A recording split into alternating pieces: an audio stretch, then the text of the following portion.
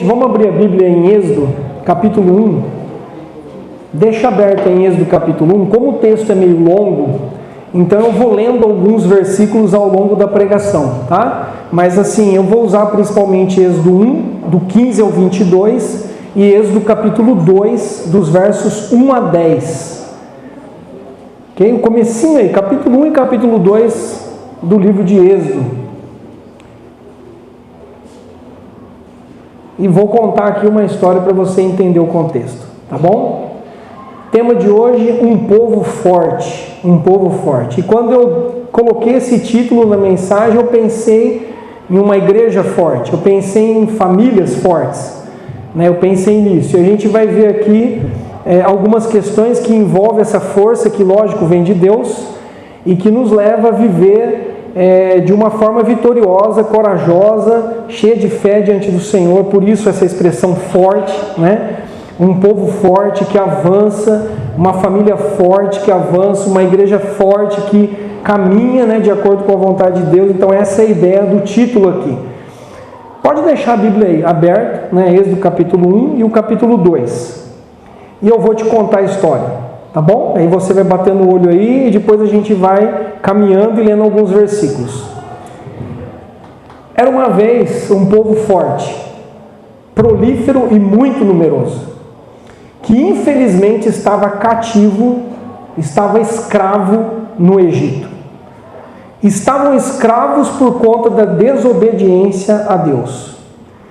E aqui eu me refiro aos hebreus, filhos de Jacó, 12 tribos que cresceram e se fortaleceram no Egito, principalmente por conta de um dos filhos de Jacó, o filho mais ilustre, que era José, ficou conhecido como José do Egito, que foi grande, se tornou grande no Egito. E morreu José, toda aquela geração, e assumiu o trono um faraó, um rei egípcio que não conhecia a história de José, não conhecia o seu legado, e vendo esse rei egípcio, que o povo hebreu crescia, se fortalecia, se multiplicava, a cada dia esse rei decidiu impor a eles pesada e amarga escravidão. Esse novo rei egípcio temia algo muito comum na história das guerras e rebeliões. Um grande número de pessoas pode formar um exército poderoso. Vou repetir, um grande número de pessoas pode formar um povo forte e um exército poderoso. Dá uma olhada em Êxodo capítulo 1, versículo 10. Olha o medo, o temor que o faraó tinha. Esse era o medo dele. Olha o versículo 10. Vai dizer assim a palavra de Deus: temos que agir com astúcia ou com malícia, para que não se tornem ainda mais numerosos. E no caso de guerra, alinhem-se aos nossos inimigos, lutem contra nós e fujam do país. Então essa era a estratégia do faraó. Os escravos estavam crescendo, se fortalecendo. Se esse povo continuar crescendo assim, e eles se rebelarem, e eles se unirem com os nossos inimigos, eles vão fugir do país, eles vão se libertar, eles vão embora dessa terra. E aí nós vamos perder a mão de obra escrava. Então ele decide criar uma estratégia. Qual era a estratégia? Toda vez que um bebê, um recém-nascido hebreu fosse nascer, tinha as parteiras, naquela época, as parteiras hebreias, que eram mulheres que faziam o parto das crianças dos hebreus ou das hebreias, e a orientação, a ordem dada por faraó é que quando esse recém-nascido saiu ali do ventre da mãe, a parteira já matava ali, já matava aquela criança ali. Então qual era a ideia dele? À medida que, e principalmente os meninos no caso, né? A ideia era matar os homens. Por quê? As mulheres hebreias iriam crescer, não iam ter maridos hebreus para poderem se casar, iam ter que inevitavelmente se casar com homens egípcios, haveria uma diluição na cultura deles, eles se enfraqueceriam e dificilmente eles iam se rebelar. Porque nós teríamos agora um homem egípcio casado com uma mulher hebreia. Então essa era a ordem. Nasceu um menino, no parto já mata ali. Mas duas parteiras, chamadas Sifrá e Puá, elas temeram a Deus e elas deixavam as crianças viver. Já foi, nasceu. E aí ele pensa então, ele percebe que tinha uns meninos sobreviventes, e esse faraó diz assim: olha, o que está acontecendo? Deu uma ordem, era para matar os meninos logo no parto. E elas deram a seguinte desculpa, né? As mulheres hebreias, elas não são como as egípcias, elas são fortes. E quando a gente chega para fazer o parto, já nasceu a criança. Já nasceu, já nasceu. Então ele cria uma segunda estratégia para eliminar os meninos. Ok, então esses que escaparam, esses que nasceram, que não deu tempo de matar ali no parto, vocês peguem esses meninos e lancem no rio Nilo. Joguem no rio. Joguem no rio. E então nós temos aqui algumas investidas do faraó para matar os hebreus, para reduzir a natalidade, para reduzir o crescimento populacional dos hebreus ali no Egito. Então temos uma primeira cena que está em Êxodo 1, onde essas parteiras, por temor a Deus, deixam alguns meninos escapar, nascer, sobreviver. E depois nós temos em Êxodo capítulo 2 uma mãe agora chamada Joquebede, os adolescentes que gostam desse nome, né? A Joquebede, a mãe de Moisés. E agora nós temos então um menino que é colocado num cestinho e é jogado no rio depois de alguns meses. E a ideia da mensagem de hoje não é assim uma mensagem só para as mulheres ou só para as mães, mas eu queria aproveitar essas personagens femininas, as parteiras, né, e a Joquebede, para trazer algumas lições espirituais para nós, principalmente lições que envolvem família. Então esse é um culto de família, né, para falar de nós. Todo mundo aqui tem família, pertence, então para a gente falar sobre isso aí. E algumas coisas aqui que o Espírito Santo falou comigo, preparando nessa semana essa mensagem, foram as seguintes. Primeira coisa é que desobediência gera escravidão. Desobediência gera escravidão. Como pode, ao ler o texto eu fiquei pensando, como pode um povo forte, numeroso, que não parava de crescer, o povo de Deus, certo? Os hebreus eram o povo de Deus, como pode esse povo aí estar escravo? Como pode esse povo aqui estar escravo de um povo menor, de um povo ímpio, que eram os egípcios? Como pode? Não faz sentido. Não faz sentido. Tanto é que essa questão do povo hebreu ser um povo mais forte, mais numeroso, estava causando medo, náuseas, né? Tremedeira no faraó. Por que eles estão escravos? Se eles são mais fortes, se eles são mais numerosos, se eles são o povo de Deus, por que eles estão escravos? E a resposta é: eles escolheram se rebelar contra o próprio Deus.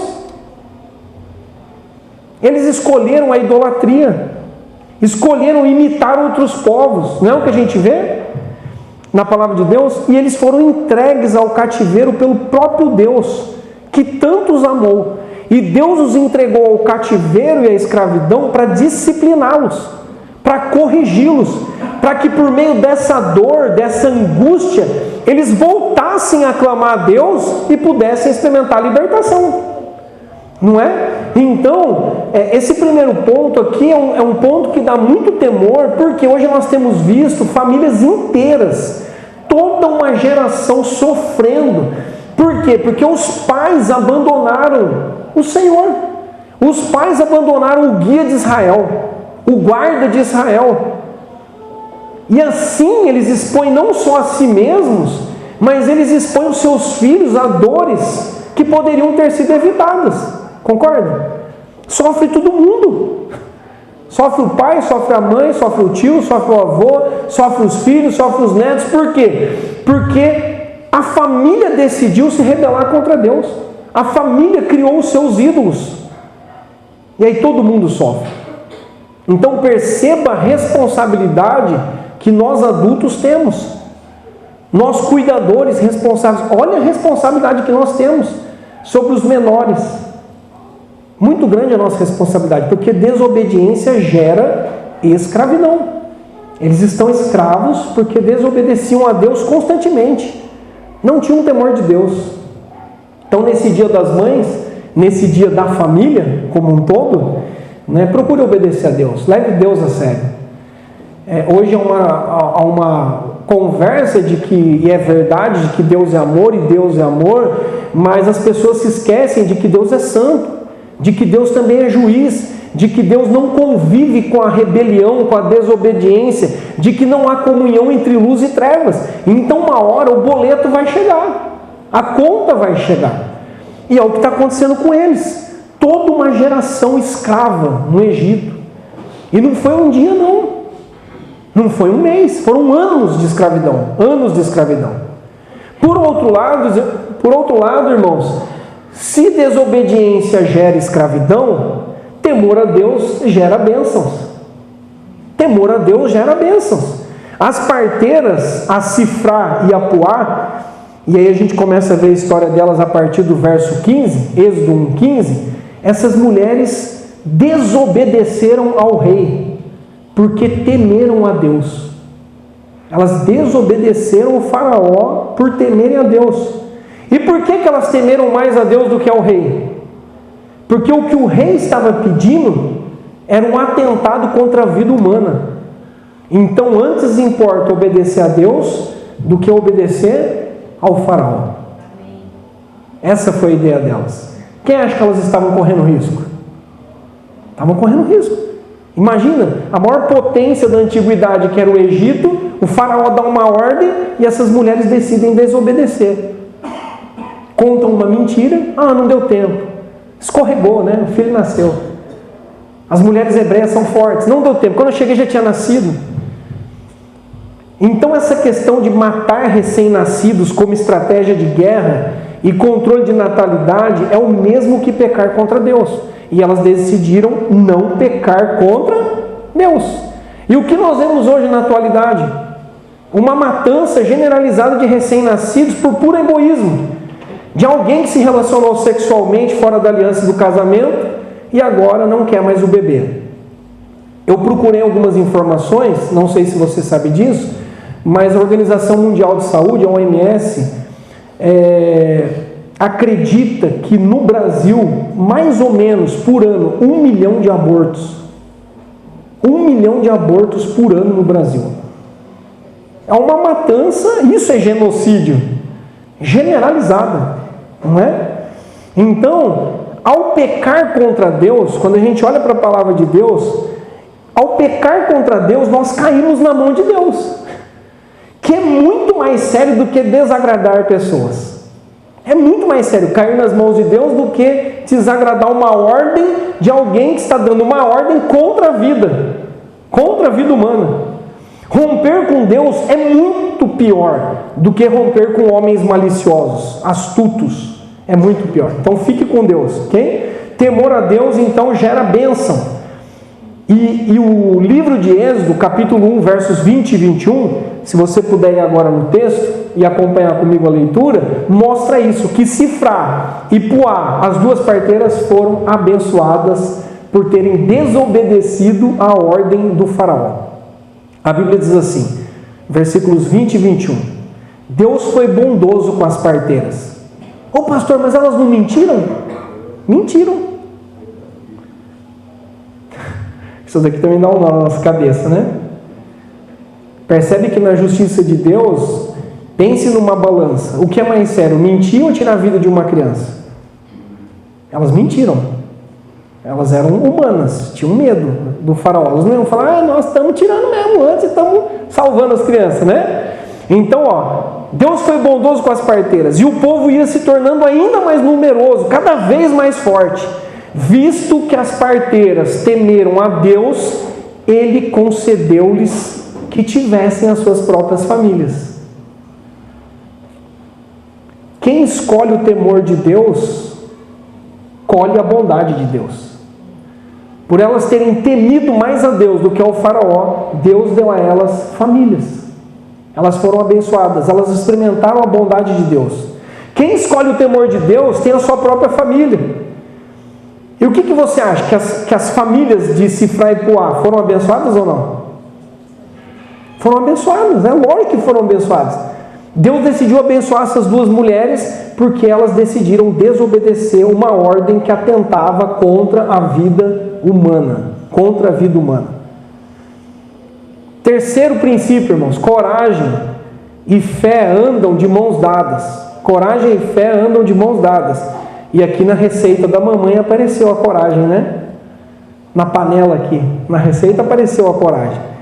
E não só as mães, os pais, né? Todos nós aqui precisamos de coragem e de fé para viver nesse mundo.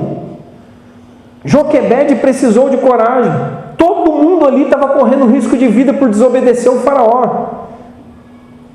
Todo mundo estava correndo risco de vida por defenderem a vida. Olha que contrassenso.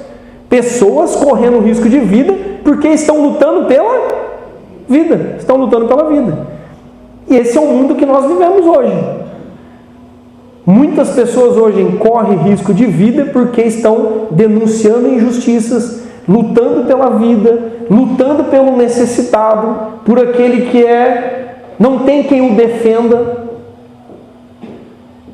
E ainda hoje, como naquele tempo, nós precisamos de muita coragem, de muita ousadia e fé vindas de Deus para lutarmos pela vida e por aquilo que é certo. Nós vamos precisar. É como se nós estivéssemos indo na contramão do que é o mundo. Né? O mundo que nós vivemos, a Bíblia diz que ele morre, ele jaz no maligno. É um mundo que está sendo sepultado no maligno, diante do maligno a cada dia. Então, para a gente lutar pela vida, falar aquilo que é certo, aquilo que é justo, nós vamos correr risco de vida. Nós vamos sofrer oposições. E aí eu preciso de coragem, eu preciso de ousadia, eu preciso de fé para continuar lutando por isso. Aqueles que escolheram a mentira e as trevas lutam contra os filhos da luz. Lutam contra os filhos da luz. Então não se engane, não faça aliança com eles. Não faça aliança com o faraó. Os egípcios, eles lutam para que os filhos de Deus não prosperem e cresçam. Guarde isso, não tem aliança com o inimigo. Não tem aliança. A gente às vezes quer dar uma de politicamente correta e tentar achar um meio termo, não é? Os egípcios lutam contra a igreja. Lutam e traçam projetos astutos para destruir famílias. E alguns acham que isso que eu estou dizendo é exagero. Mas não é. Se você é alguém que tem procurado temer a Deus, que tem procurado construir a tua família nos princípios de Deus, se alguém que tem procurado amar a Deus de todo o coração, com toda a sua alma, com todo o seu entendimento, se prepare. Se prepare, porque os filhos das trevas vão se levantar para lutar contra você. É o que a Bíblia mostra. Joquebede, por exemplo, mostrou coragem e muita fé ao esconder Moisés por 3 meses. Então Moisés escapou na primeira tentativa, não é? Do faraó. E aí agora essa mulher esconde ele. A mãe esconde o filho durante 3 meses. Está amamentando o filho. Chegou uma hora que o menino começou a crescer. Crescer, não dava mais para esconder o menino. E aí o que ela fez? Pegou um cesto, calafetou, vedou esse cesto com betume, com piche, para não entrar água, lógico, porque a saída agora era colocar o menino no rio e confiar em Deus, que era a segunda ordem de Faraó. E ela faz isso. E o rio Nilo, irmãos, eu fui pesquisar, o rio Nilo é o primeiro ou o segundo rio mais extenso do mundo. Ele passa por 8 continentes. Então o rio Nilo era o coração do Egito. Era importantíssimo, e ainda é para o Egito, sinônimo de vida. O Nilo é vida para o Egito. O Egito se organiza em questões assim de agricultura, agropecuária, abastecimento dos seus moradores, tudo em torno do Nilo. Então, para os egípcios, o rio Nilo era vida, o coração do Egito. Para essa mulher, seria sinônimo de morte. Ela iria lançar o seu bebê. Imagina, Lia, você colocar o Leozinho num cestinho, 3 meses a criança, passar piche, vedar o cestinho, deixar a correnteza levar. Precisa de coragem e fé ou não? Para uma mãe fazer isso? Então, Moisés poderia ter morrido afogado. Poderia ter sido comido pelos crocodilos. Poderia ter enfrentado uma tempestade e o cestinho virar. Poderia ter morrido de hipotermia. O cesto era extremamente frágil. Por mais que a mãe tivesse preparado o cestinho, era frágil, e qualquer erro seria fatal. Qualquer mudança no clima ou no rio, ou seja o que for, seria fatal. Joquebede confiou na condução de Deus. Joquebede confiou na condução de Deus. Talvez ela tenha pensado, ou até orado: Deus, que o Senhor incline, que o Senhor guie esse perigoso rio e leve o meu filhinho querido a um final feliz. Deus, o meu filho vai cumprir o propósito para o qual ele foi chamado.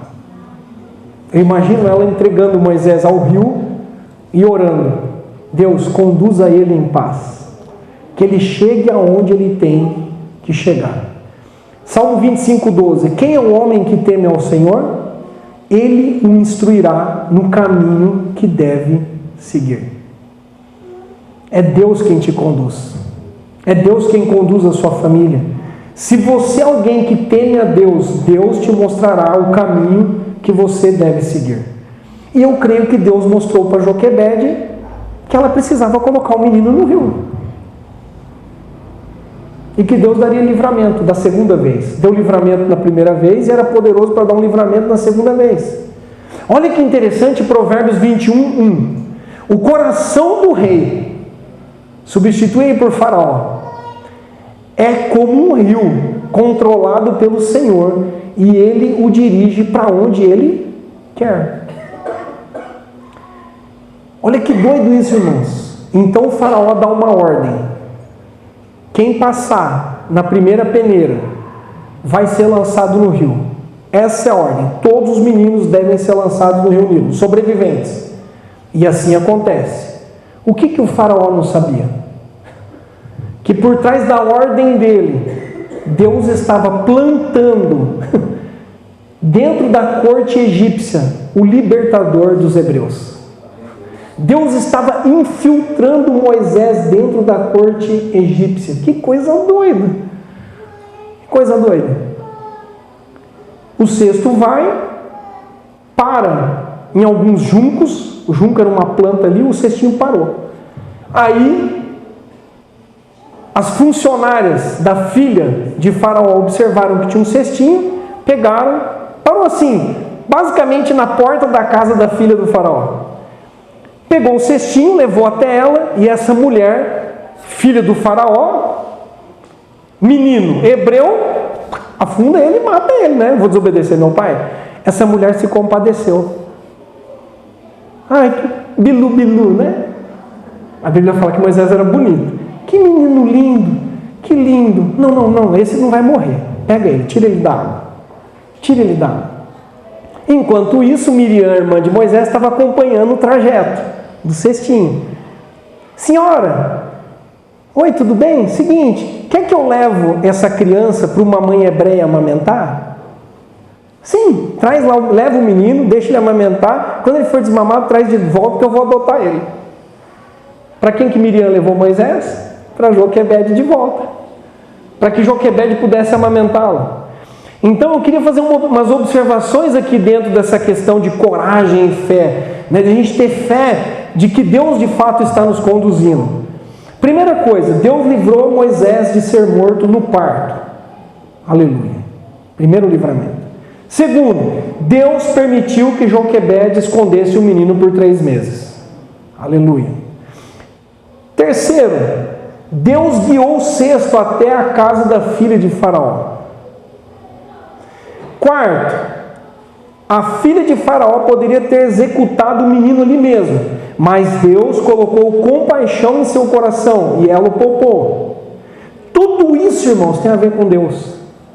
Eu grifei algumas palavras. Deus livrou, Deus protegeu, Deus guiou, Deus teve compaixão e Deus poupou.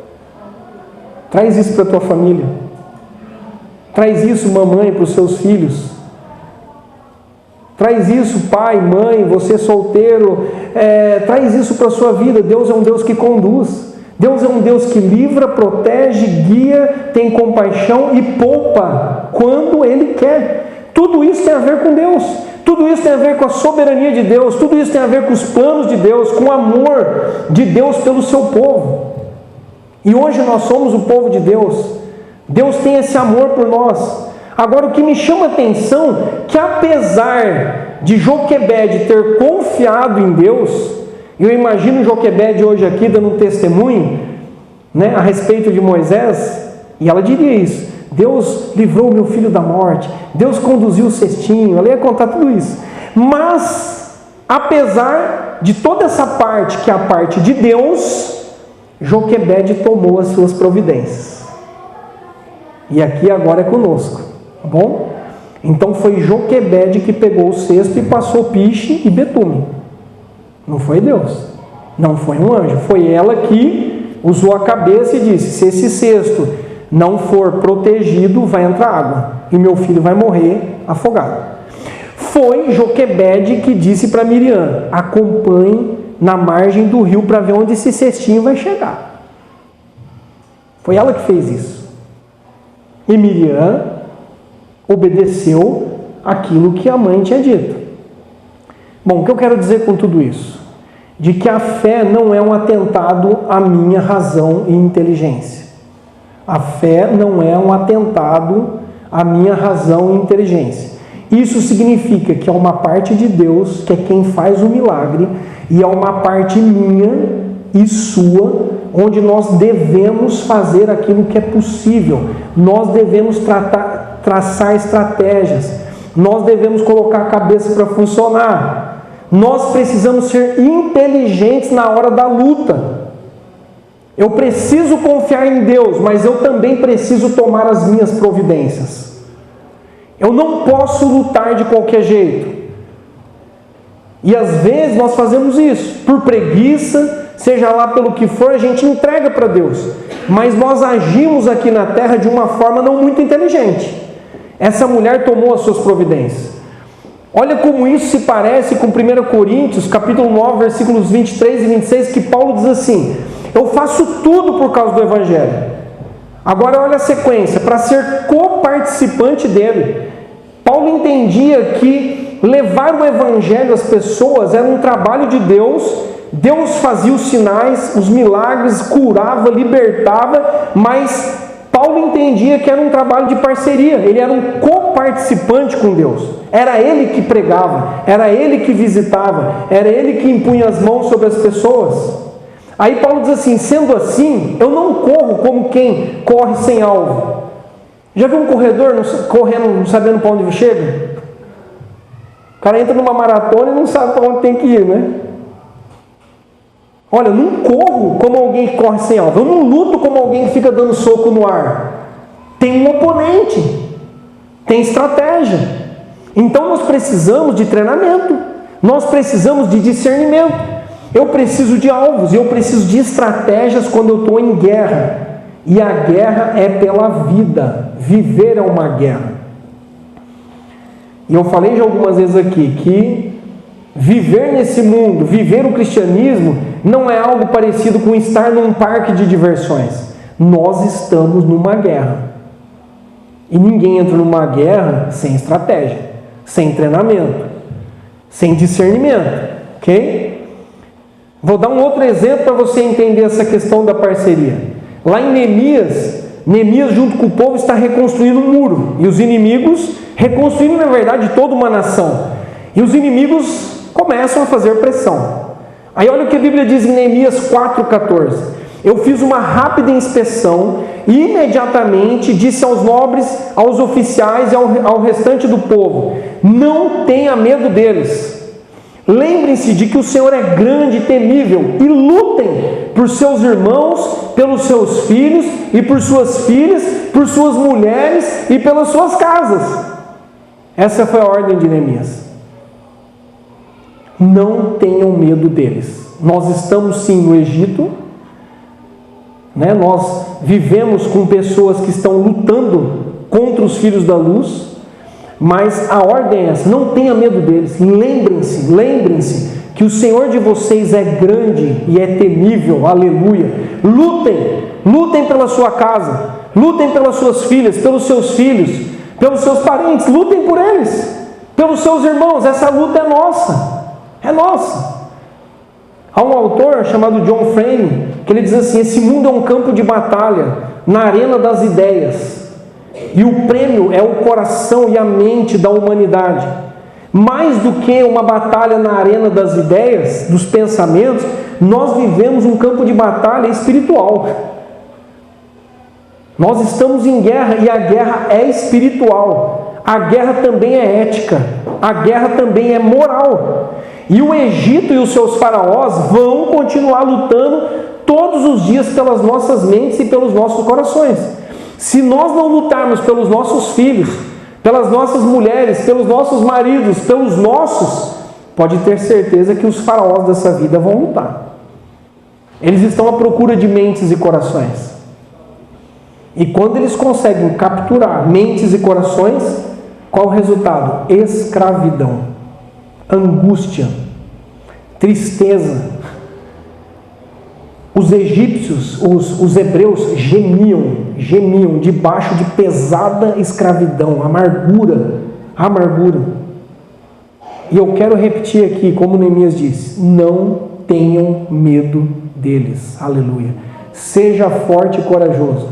Não tenha medo deles. Maior é aquele que está conosco do que aquele que está no mundo. Lutem, continuem lutando. Nós aqui como igreja vamos continuar lutando pelas famílias, lutando por vocês. Lute pela sua casa e trace estratégias, tome as suas providências, passe pelos treinamentos que você tiver que passar.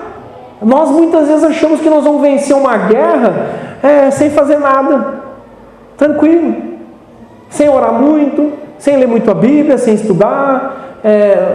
Vão levando que vai dar certo. E aí nós começamos a ficar apavorados quando a gente vê assim, que um filho foi roubado. Cresceu na igreja, pastor.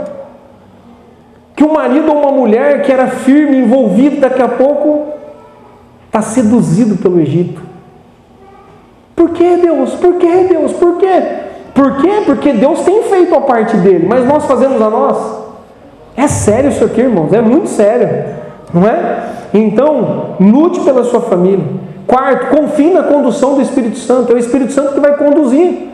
Eu vejo aqui o papel de Miriam como se fosse alguma coisa assim. Eu fiz um paralelo de Miriam com o Espírito Santo, porque o Espírito Santo é o Paráclito. É uma palavra grega, Paráclito, que significa aquele que intercede, aquele que fica ao lado, aquele que é uma espécie de advogado. Então, acontece isso, aquele que guia em toda a verdade. Enquanto o cesto está descendo rio abaixo, a Miriam está lá, caminhando às margens do rio, com os olhos fixos no seu irmão chamado Moisés. Não é isso que o Espírito Santo faz conosco? Nós estamos andando, estamos descendo o Nilo. É crocodilo, é tempestade, é vendaval, o cestinho está lá, frágil, né? Pensem na sua família, né? O cestinho está balançando dentro do rio e o Espírito Santo está acompanhando enquanto o cesto vai descendo. O Espírito Santo está olhando. Só que diferente de Miriam, o Espírito Santo, se precisar pular na água para pegar o cesto, ele pula. Miriam era alguém impotente. Ela não podia fazer nada contra o rio Nilo. Miriam não podia fazer nada. O máximo que ela podia era acompanhar o cestinho. Senhor, tem misericórdia. Senhor, leva o meu irmão até um lugar bom. Deus, não deixe ele morrer no rio. No máximo ela podia fazer isso, que já era uma grande coisa. Não é? Que é o que a gente faz uns pelos outros. Deus, enquanto o meu irmão está descendo, passando por essa dificuldade, enfrentando o Nilo, enfrentando os faraós, Deus, tem misericórdia, livra, dá discernimento. A gente não intercede uns pelos outros. Só que o que é maravilhoso do Espírito Santo? Que o Espírito Santo é Deus. E se o Espírito Santo achar necessário, providencial, pular no rio e tirar o cesto, ele pula.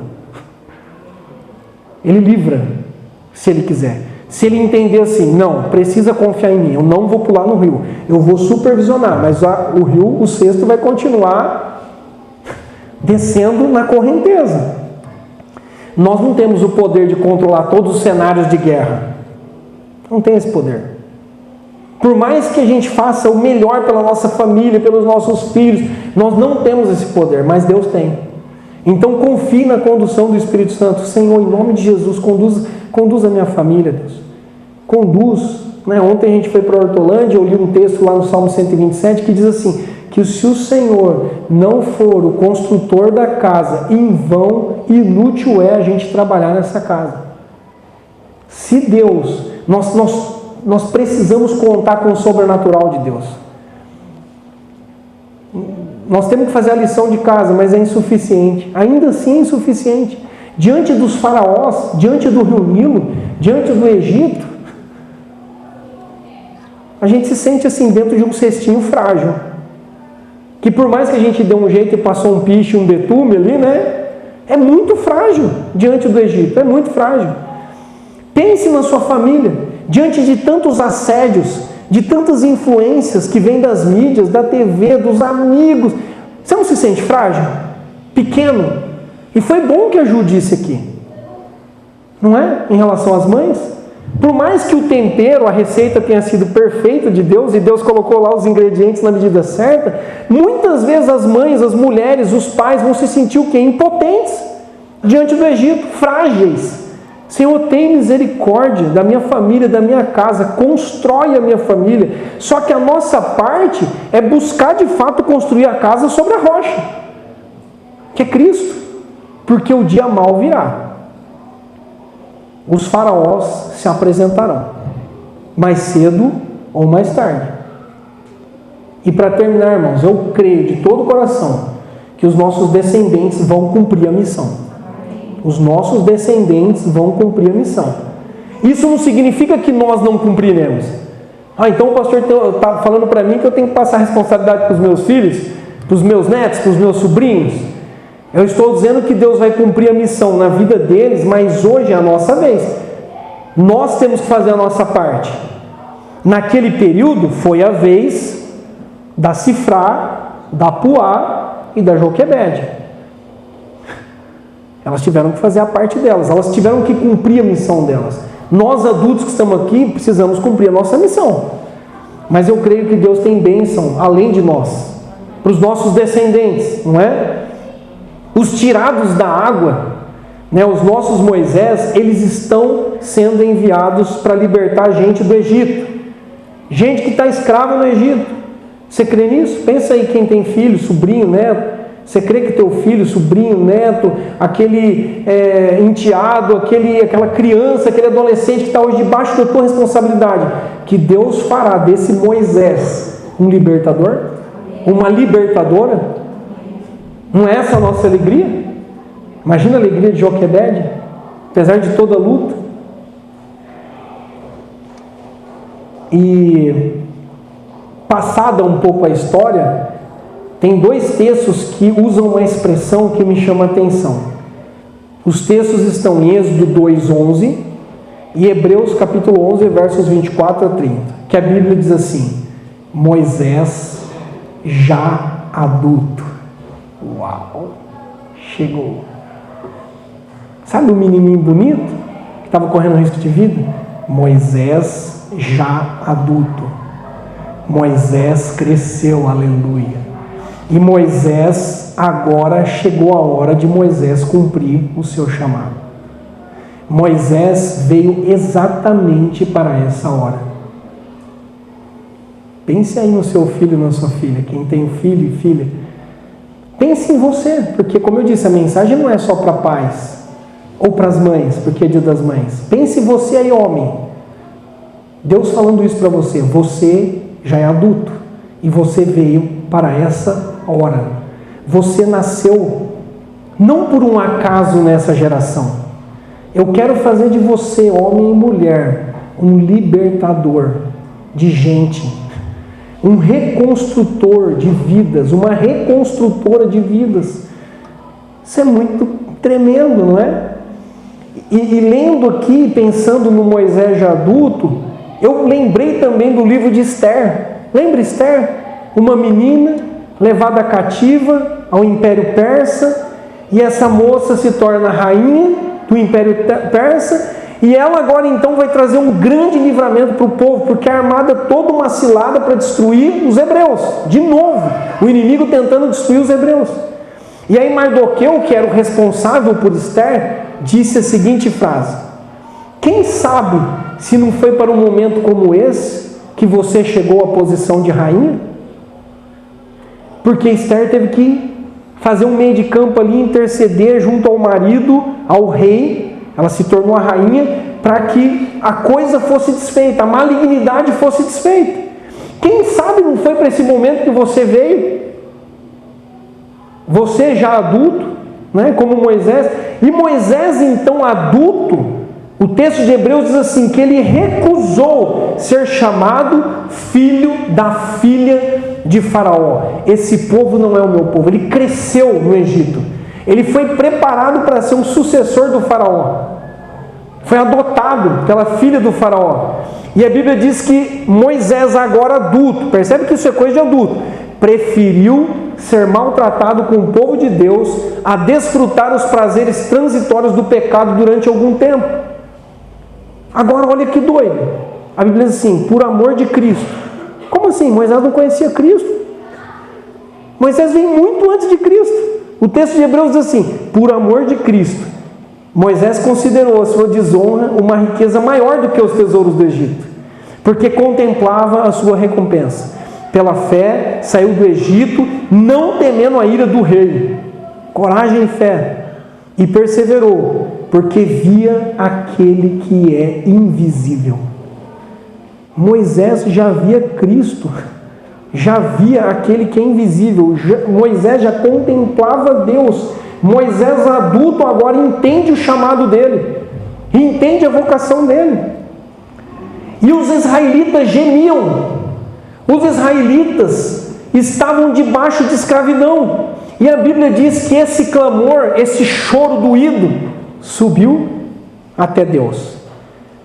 Deus olhou a situação dos israelitas. Deus tem olhado a nossa situação. Deus tem olhado para as nossas famílias. E Deus viu. E Deus se compadeceu. E qual foi a solução? Moisés. Apareceu então Moisés. Deus o chama. Ele vai diante da sarça, não é ardente? Deus o chama. Deus o empodera. E Deus faz dele um libertador dos seus irmãos. Que assim seja conosco. Que assim sejam com nossos filhos. Não é? Às vezes essa criança que você está vendo aqui na frente, fazendo um teatro, ou cantando uma musiquinha, você não dá nada para ela. Ou talvez para um adolescente que está todo ainda meio desengonçado, né? O braço é maior que a perna, a orelha está maior que o olho, né? O adolescente é meio desproporcional, né? Você olha assim e fala, nossa, que menino estranho, que menina estranha. É? Mas você sabe quem é ele? Ou quem é ela? Já pensou nisso? Que se assim Deus permitir que esse cestinho avance e que essa criança, esse adolescente se torne um adulto como Moisés, o que ele poderá ser? O que ela poderá ser? Então, percebe que quem está no controle, irmãos, é Deus.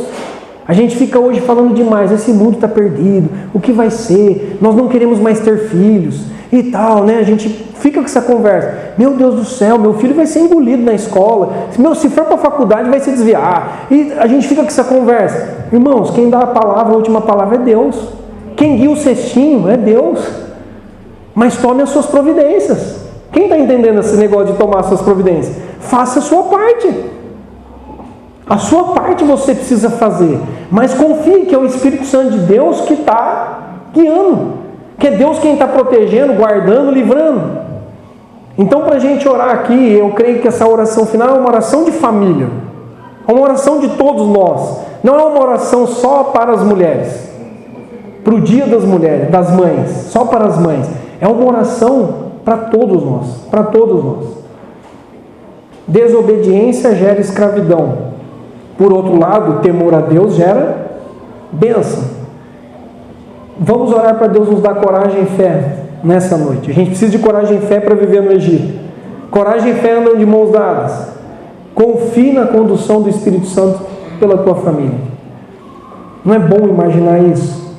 Enquanto eu saio amanhã, pense na sua rotina. Enquanto amanhã eu vou sair para o trabalho, para o trânsito, tal, o Espírito Santo está do lado. Ó, você está sendo filmado. O Espírito Santo está junto. Melhor ainda, o Espírito Santo está dentro. Não é o que a Bíblia ensina, que ele mora em nós? Então o Espírito Santo está vendo, acompanhando. E creia que não só você, já adulto, mas também que os pequenos cumprirão a missão de Deus. Nós nascemos para esse tempo. Ah, por que eu não nasci na década de 70, 80? Bom, alguns nasceram, né? Alguns nasceram. Eu sou da geração X, década de 70. Mas, né, vamos puxar mais para trás. Por que eu não nasci na década de 20, de 10? Por que eu não nasci no século passado? Não, porque Deus queria você agora. É agora que você vai fazer a diferença. E eles estão vindo junto. E nós iremos treiná-los, capacitá-los para que eles cumpram a missão também. Em nome de Jesus. Você crê nisso? Amém? Vamos orar mais uma vez então em família, gente. Vamos ficar em pé. E eu queria que você fizesse isso. Nós consagramos o Léo aqui ao Senhor, mas agora é o momento de consagração coletiva, comunitária. Nós vamos consagrar a Deus toda a nossa vida, todos nós, nossos filhos.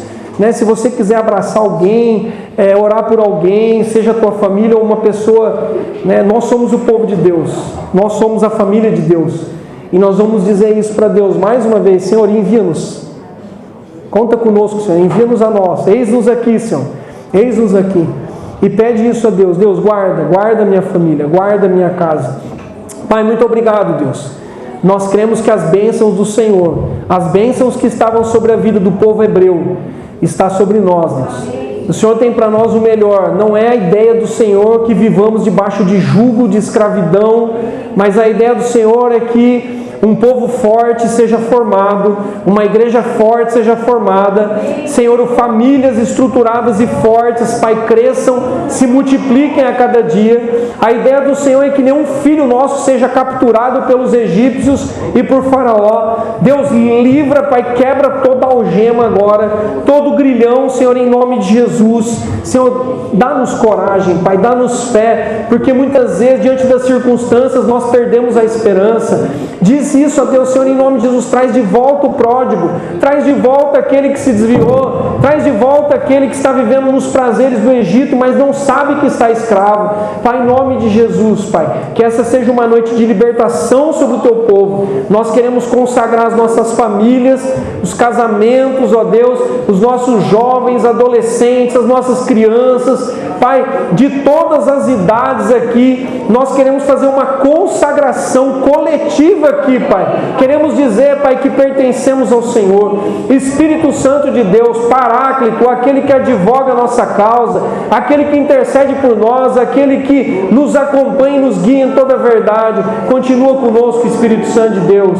Nós confiamos na Tua condução e nos dê estratégia, nos dê sabedoria, Deus, para tomarmos as nossas providências, para fazermos aquilo que nos cabe, aquilo que é possível, aquilo que é instrução, discernimento da parte do Senhor. Pai, em nome de Jesus, Pai, tira a angústia do coração agora. Talvez desse pai, dessa mãe, desse avô, Pai, desse meu irmão que está angustiado, Deus, porque tem vivido, tem visto, tem presenciado a força do Egito, Pai, em nome de Jesus. Traz alegria agora, Pai, traz fé, traz coragem. Assim como essas mulheres decidiram obedecer ao Senhor e foram abençoadas. Em nome de Jesus, Pai, nos dê a fé e a coragem para temer o Teu nome acima de qualquer pressão, acima de qualquer ameaça contra as nossas vidas e famílias, acima de qualquer ideologia destrutiva, Senhor, que caia por terra em nome de Jesus.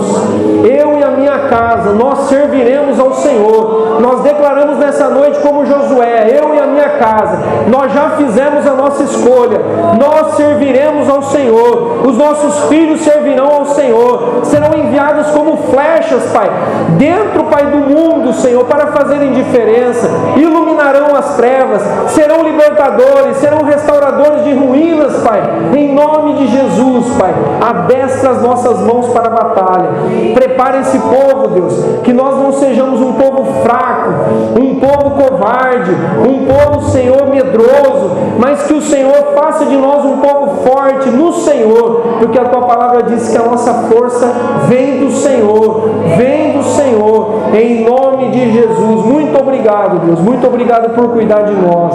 Aleluia, aleluia, aleluia.